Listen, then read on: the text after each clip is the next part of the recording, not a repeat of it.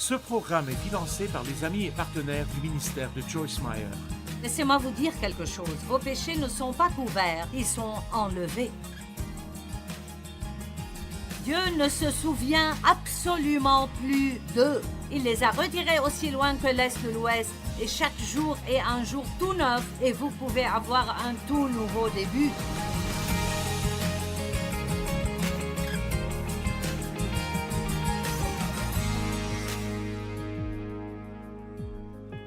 À quoi ressemble une image de soi saine? Si je vous disais aujourd'hui, je veux que vous ayez une image de soi saine, à quoi cela ressemblerait? Laissez-moi vous donner quelques points.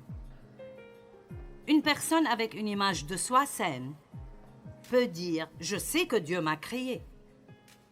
Vous n'êtes pas un accident, vous avez été créé délibérément, avec soin et de manière complexe dans les entrailles de votre mère par la main de Dieu. Par la main de Dieu. Vous avez une empreinte digitale qui ne ressemble à aucune autre dans le monde entier.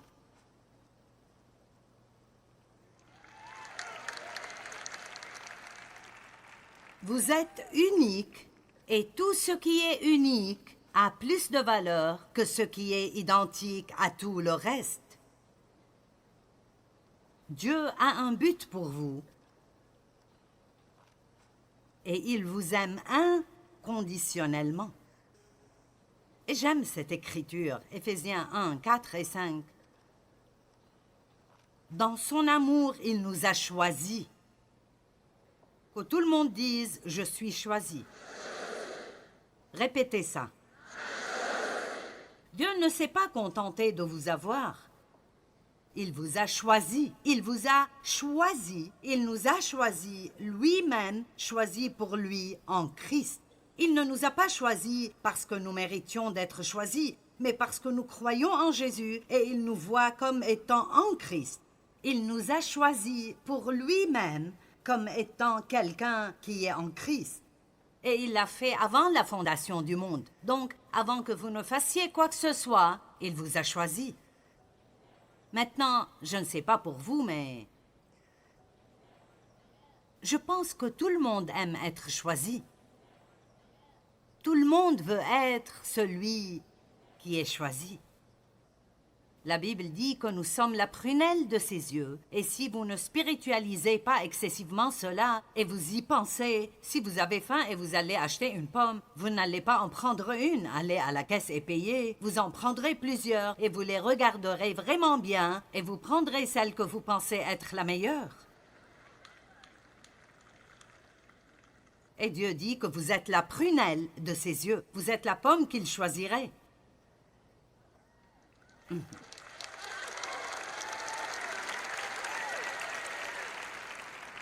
Vous dites, eh bien, comment pouvons-nous tous être la prunelle de ses yeux? Parce que Dieu est Dieu, et il peut tout faire pour tout le monde en même temps.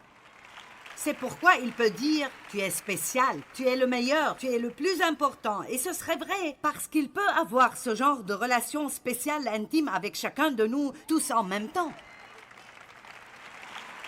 Allez, je ne vous laisserai pas avant que vous ne décidiez de vous aimer. Vous dites, eh bien, j'ai 20 kilos de trop, comment puis-je m'aimer? Eh bien, si vous commencez à vous aimer un peu mieux, vous perdrez peut-être du poids.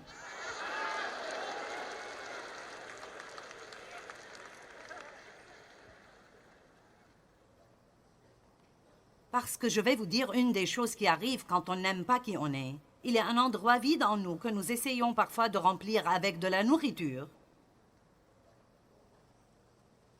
Et nous n'avons pas envie de quelque chose d'autre à manger. Nous avons faim de l'accomplissement que seul Dieu peut nous donner. Mais c'est un autre message, je n'ai pas le temps d'en parler. Est-ce que quelqu'un a même un peu compris cela? C'est pourquoi il semble que peu importe ce que vous mangez, vous n'êtes jamais rassasié. Jésus a dit, si vous mangez de moi et vous buvez de moi, au chapitre 6 de Jean, vous n'aurez jamais faim et vous n'aurez jamais soif. Je suis la nourriture vivante, je suis le pain vivant, je suis l'eau vivante. Comme je l'ai dit, c'est un autre message, mais... Vous seriez vraiment surpris par toutes les choses qui s'arrangeront dans votre vie si vous décidez de vous aimer d'une manière équilibrée et de savoir qui vous êtes en Christ. Et si vous avez déjà entendu cela plusieurs fois, alors c'est un bon rappel pour vous. Mais si c'est la première fois que vous entendez quelque chose comme ça va vous prendre un bon moment pour l'absorber. Parce que d'une manière ou d'une autre, nous pensons que c'est spirituel de penser que nous ne sommes pas bons. Je ne suis qu'un pauvre, misérable, pécheur, pathétique. Je suis juste cette personne atroce. Oh mon Dieu, je suis désolé, je suis désolé, je suis désolé. Parfois on a tellement... Je veux dire, j'ai fait cela l'autre matin. Nous sommes tellement habitués à être désolés. Et je l'ai dit l'autre matin. Je ne sais même pas pourquoi. J'ai dit, oh Dieu, je suis vraiment désolée. Et il a dit, pourquoi? Je pense que c'est comme si nous nous excusions toujours pour nous-mêmes parce que nous savons que nous faisons des erreurs. Mais c'est exactement pour cela que nous avons besoin de Jésus. Et je ne dis pas que nous ne devrions pas être désolés pour nos péchés. La Bible dit de pleurer pour vos péchés. Mais j'ai appris que je pouvais le faire très vite et immédiatement retourner à savoir qui je suis en Christ et continuer avec les bonnes choses que Dieu a pour moi. Vous savez, à l'une des fêtes et des célébrations organisées par le peuple juif, je n'ai pas pu en parler l'autre nuit quand j'enseignais. L'une des fêtes s'appelait les 10 jours de crainte et ils se repentaient pendant 10 jours. Je peux m'occuper de tout cela en Christ en juste quelques secondes.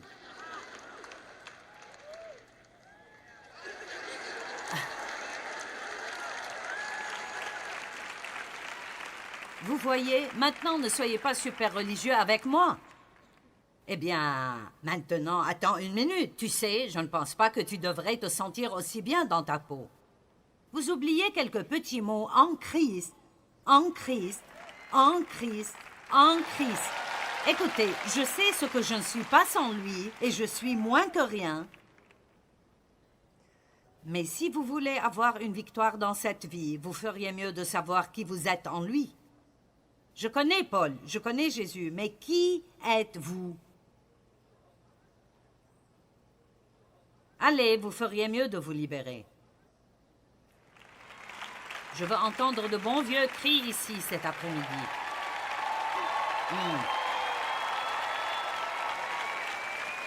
Savez-vous combien c'est merveilleux de ne plus avoir à se haïr ou de ne plus avoir à se comparer à quelqu'un d'autre? Vous n'avez pas besoin de prier comme quelqu'un d'autre, ni à étudier la Bible comme quelqu'un d'autre.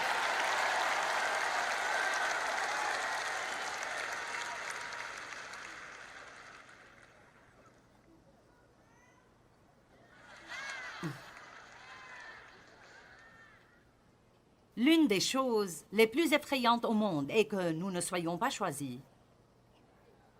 Et quand j'étais à l'école primaire, il faisait la chose la plus stupide. C'était la façon de faire les choses. Nous jouions au softball dans l'une de nos activités sportives. Ce que l'enseignante faisait était de prendre toute la classe et de choisir 2 personnes comme capitaines des 2 équipes. Certains d'entre vous secouent la tête, vous connaissez ça. Et puis, les capitaines se tenaient là et choisissaient. Je te veux dans mon équipe, je te veux dans mon équipe, je te veux dans mon équipe, je te veux dans mon équipe. Eh bien, la chose la plus effrayante au monde était la pensée d'être le dernier à rester là et de savoir que personne ne vous voulait. Je m'en souviens encore. Je me souviens encore de combien c'était affreux. Quelqu'un s'en souvient? Wow, cela signifie que... Beaucoup d'entre vous, nous venons d'une autre ère. Et je n'étais pas, je veux dire, j'étais médiocre dans les jeux de balle, je n'étais certainement pas bonne, donc je n'ai jamais été l'une de ceux qui ont été choisis en premier, ni en deuxième, ni en troisième, ni même au milieu. Heureusement, je n'étais généralement pas la dernière à être choisie. Mais je me souviens à quel point c'était affreux d'avoir peur d'être la dernière. Et écoutez, vous pouvez sortir d'ici avec cette confiance aujourd'hui. Vous ne serez jamais, jamais le dernier à être choisi par Dieu.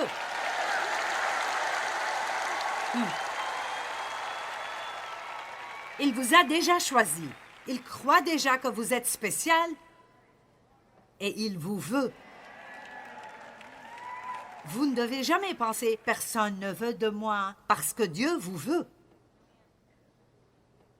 Vous êtes son enfant préféré. Vous êtes la prunelle de ses yeux. Et vous n'avez plus besoin de vous asseoir à l'église et de regarder les gens sur l'estrade et de penser qu'ils ont quelque chose que vous n'avez pas. Je vais vous dire ce qu'ils ont. Ils ont un don que Dieu a mis en eux. Vous avez un don que Dieu a mis en vous et ils sont tous égaux devant Dieu. Tout ce que vous avez à faire est la partie que Dieu vous a confiée. Arrêtez de rester à l'écart dans la vie, assis dans vos fauteuils, à essayer d'admirer toutes les personnes qui, selon vous, ont réussi dans la vie, car aucun d'entre nous n'a tout le contrôle. Et Dieu merci, nous ne l'avons pas. Même si, dans son amour, il nous a choisis comme lui appartenant en Christ. Lui appartenant en Christ. La deuxième chose à savoir est que vous êtes précieux. Le diable veut que vous pensiez que vous ne valez rien. Qu'est-ce que je fais ici? Qu'est-ce que je fais? Je ne suis qu'une mère. C'est la chose la plus affreuse à dire. Je ne suis qu'une mère.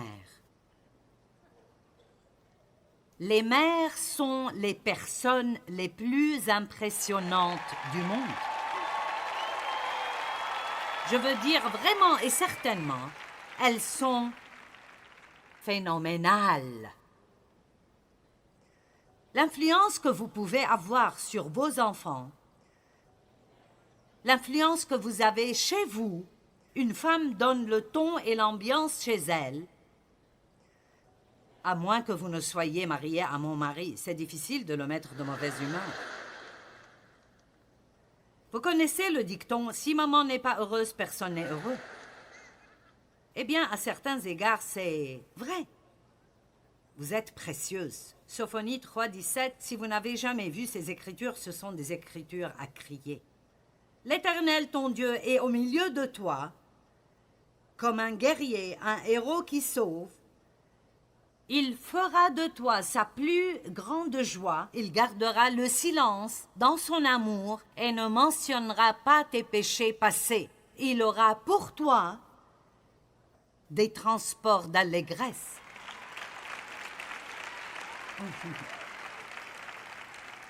Donc, quand vous vous levez aujourd'hui et la première chose que vous vous rappelez est ce que vous avez fait de mal hier, ce n'est pas Dieu, c'est le diable qui essaye de vous faire ça. Pourquoi? Parce qu'il veut vous voir avant le matin même, commencer déjà à penser à tout ce qui ne va pas en vous. Je veux que vous commenciez à combattre le diable en vous levant le matin. Et dès que vous entendez quelque chose comme ça, ouvrez la bouche et dites « Mon Dieu m'aime ». La prochaine fois qu'il essaye de vous raconter un mensonge, dites « Je suis spécial. Je suis précieux. » Je dis au diable « Nous pouvons jouer à ce jeu toute la journée. Tu me dis ce que je ne suis pas et je te dis qui je suis. »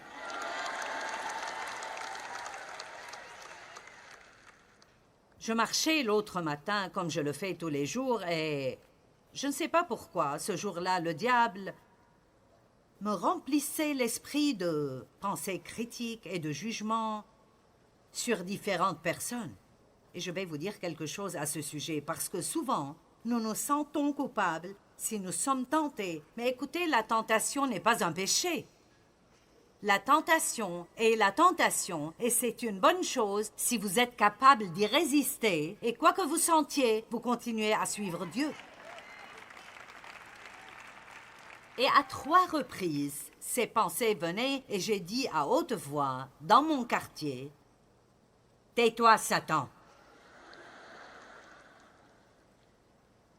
Je marchais un peu plus, voici une autre pensée, « Tais-toi, Satan !» Après la 3e fois, il a compris que je n'allais pas me taire s'il ne se taisait pas. Tu réponds vraiment au diable? Jésus l'a fait. Arrière de moi, Satan. Tu es sur mon chemin, tu me gênes.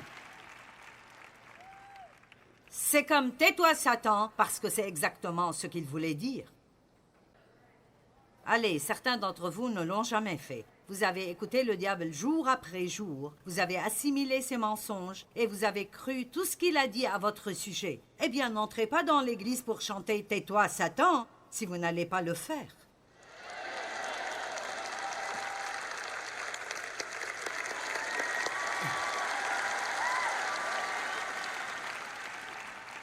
Oh, l'ennemi s'énerve, vous vous équipez.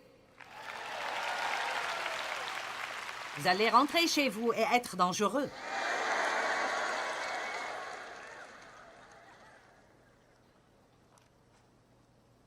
La troisième chose que vous devez savoir est que votre valeur ne dépend pas de ce que les gens pensent de vous ou de la façon dont ils vous traitent. Elle est déterminée par qui Dieu dit que vous êtes.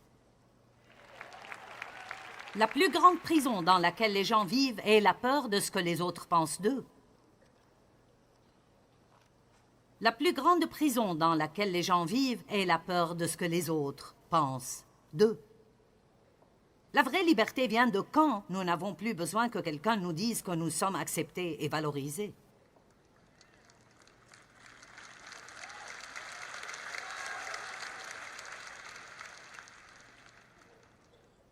Les gens pensent, vous vous faites une nouvelle petite coupe de cheveux ou quelque chose, et vous ne pouvez pas vous en sentir bien avant que d'autres ne vous disent que c'est pas ça.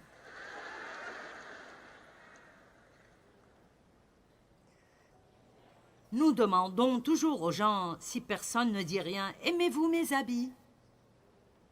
Et nous nous fâchons s'ils nous disent non.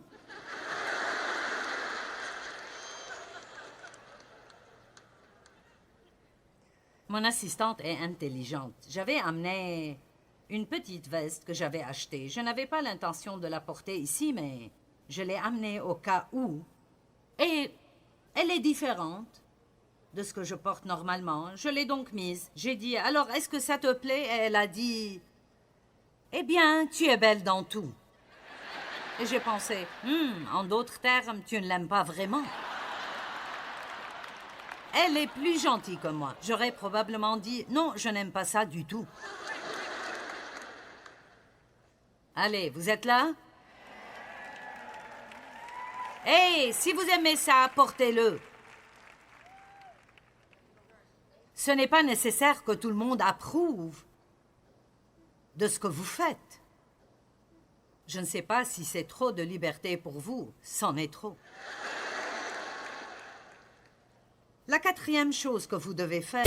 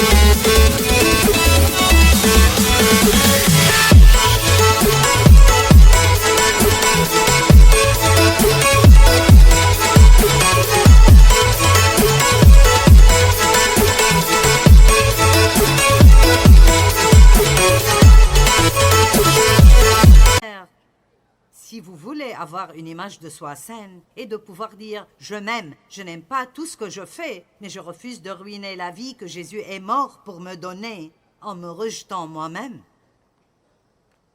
Je m'aime, je n'aime pas tout ce que je fais.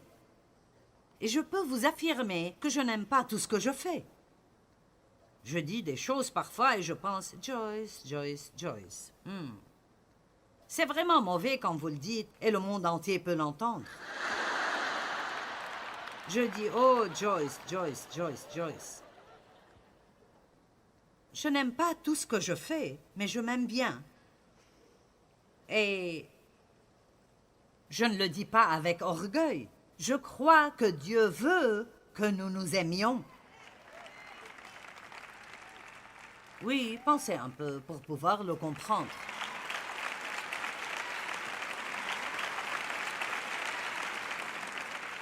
D'accord, vous savez quoi? Plus vous vous aimez, plus vous serez sympathique.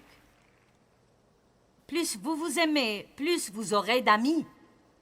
Parce que les gens ne veulent vraiment pas la responsabilité de devoir constamment vous faire sentir bien dans votre peau. C'est un travail difficile. Pourquoi ne vous contentez-vous pas de le faire vous-même pour que je n'ai pas à vous encourager tout le temps?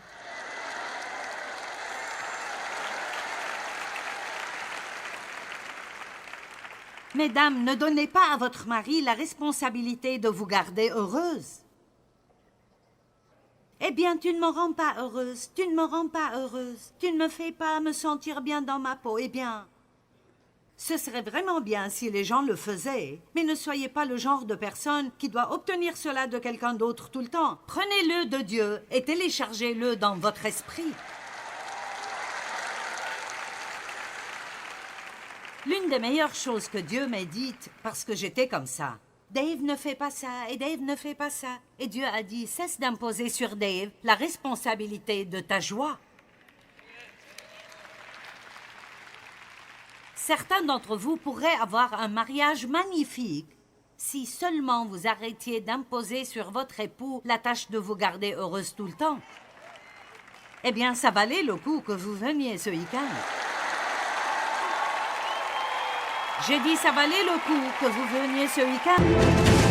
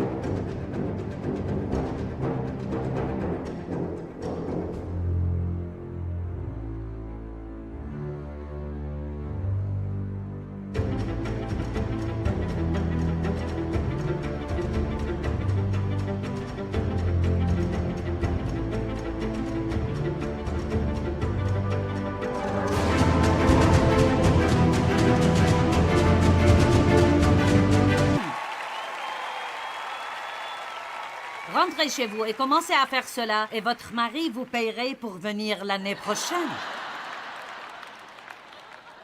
Il vous suppliera de revenir.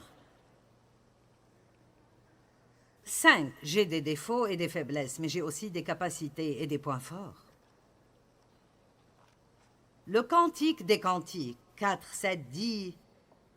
Il s'exclama, « Tu es toute belle, mon ami, et il n'y a point en toi de défaut. » Waouh! C'est en fait dans la Bible. Et le cantique des cantiques est un peu difficile à comprendre. Je n'ai jamais compris les trucs comme les poils de chèvre et je ne voudrais pas les avoir. Mais c'est une histoire d'amour entre Dieu et son peuple. Tu es toute belle, mon ami.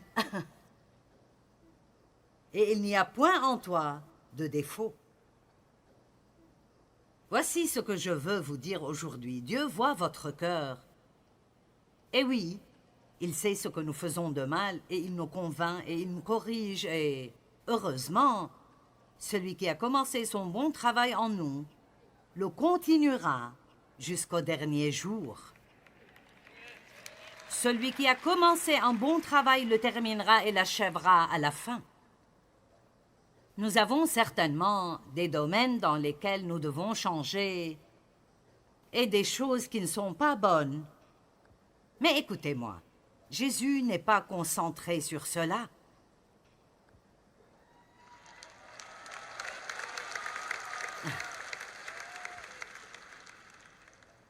Allez, il me reste 8 minutes pour vous convaincre. Il n'est pas concentré sur tout ce qui ne va pas en vous, car il savait déjà tout ce que vous feriez de mal avant même de vous choisir. Dieu ne s'est pas coincé avec vous, il vous veut. Il vous veut.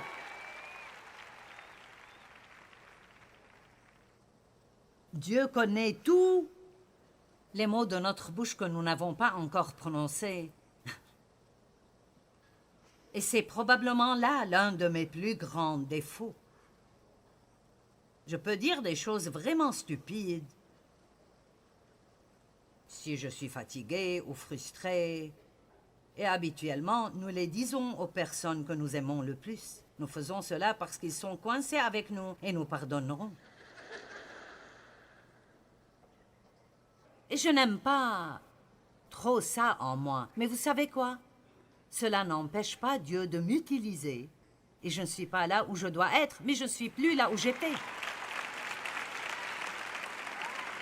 Et j'ai parcouru un long chemin. Et j'ai encore du chemin à faire. Mais je ne me concentre pas sur le chemin qui me reste à faire. Je me concentre sur et je célèbre le chemin parcouru.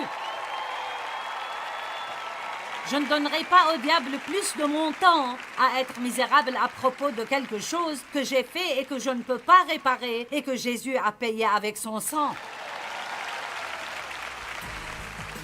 Laissez-moi vous dire quelque chose. Vos péchés ne sont pas couverts, ils sont enlevés.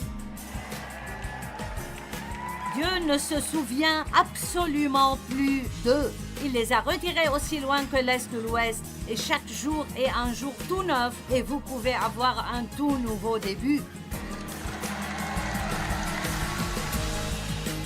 Je vais répéter. Si le diable peut vous amener à ne pas vous aimer, il a déjà gagné la bataille pour votre vie. Apprenez à vous voir comme notre Père Céleste nous voit. Et c'est en Christ, choisi, précieux, il vous aime. Il vous a donné des dons. Vous êtes vraiment merveilleux et vous devez voir cela.